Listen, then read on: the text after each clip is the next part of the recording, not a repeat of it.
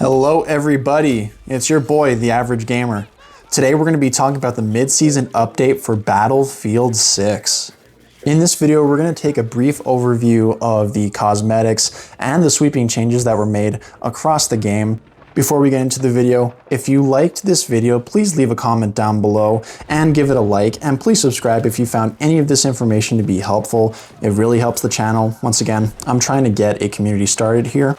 Without further ado, let's get into the video. Your time is precious, and I want to respect that. Right away, you'll notice that when you boot up the game, you're going to be greeted with a bunch of cosmetics and a new faction that you can buy. Don't get me started on buying factions. I think that ruins portions of the game, but I don't want to spend too much time here on cosmetics. If you want, I have a whole entire previous video dedicated to the cosmetics and the state of them in Battlefield 6. Go ahead and follow the link that I will put in the description to that video. Get involved, go talk. It's important that we get our voices heard on the cosmetics in this game. Along with the new cosmetics and the new faction, you have the option to unlock the brand new weapons, the shotgun and the revolver. However, you'll notice right away that they are locked behind the season battle pass for the map that is Eastwood. It is going to take some time for most individuals to get through the specific challenges in order to unlock enough tokens to get to the new shotgun. So don't expect to get to that right away. It is going to take some time.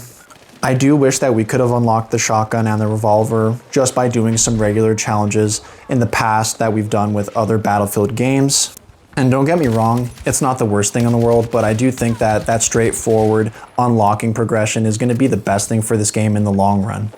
This update also saw sweeping changes across aim assist settings and changing a lot of the challenges. Once again, they had previously lowered some of the challenge requirements, but here we are again getting some better ones, and I do think that that overall is the best move. I think that's a great addition and a great change, so that way people can actually unlock the weapons and the gear that is needed in order to play the game properly. And then you have the new Eastwood map. And the idea of the Eastwood map on paper is absolutely brilliant. I mean, can you really imagine going on a golf course and engaging in some large-scale combat? On the positive ends of things, the map is brilliant, it is beautiful, and it is a really good time when the game is working properly. I think it's a fine addition. However, right off the bat, the skybox is a little bit too low for my liking, especially when this map is catering to all forms of combat, including infantry, air, and ground. In addition to this, I also came across a lot of lag or hit registration problems, and I have an example that I'm going to cut to right about here.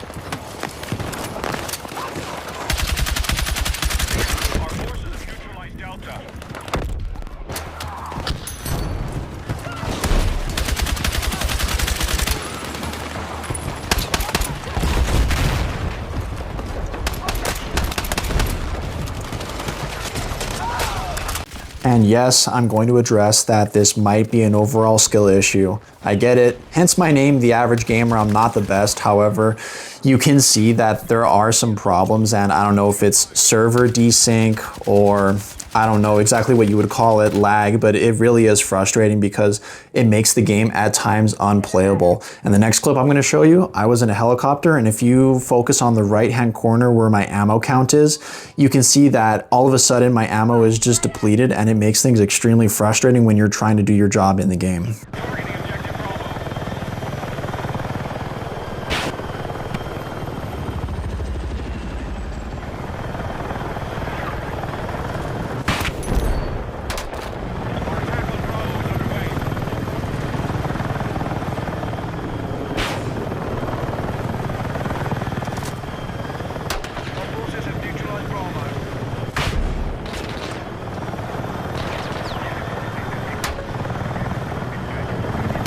This isn't silk gaming. As you can tell, I'm not the absolute best pilot, but my ability to line up my shots was somewhat decent. And once again, I would only tap the button one time and all of a sudden, all of my rockets would just disappear and there's no feedback and my rockets aren't even appearing on screen to begin with. So there is some really weird stuff.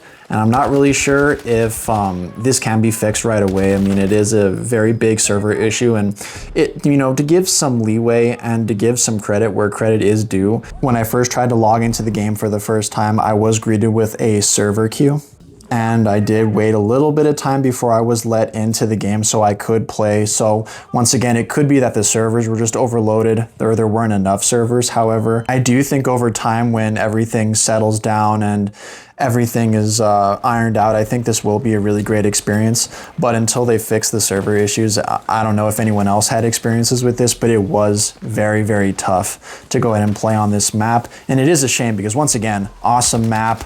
I love riding around in the golf carts. I mean, a really good time blasting RPGs. I mean, it was a fantastic fun time when I got the game to work on my end. Finally, we also had the introduction of the sabotage game mode, which you have been seeing for the majority of the time of this video. And it is a really good concept once again. However, the way that the maps are clipped for this game mode, it's a very narrow strip for the most part, and there's really no leniency when it comes to doing flanks or anything of that nature. And once again, the nature of the game mode, you would kind of want everything to be narrow.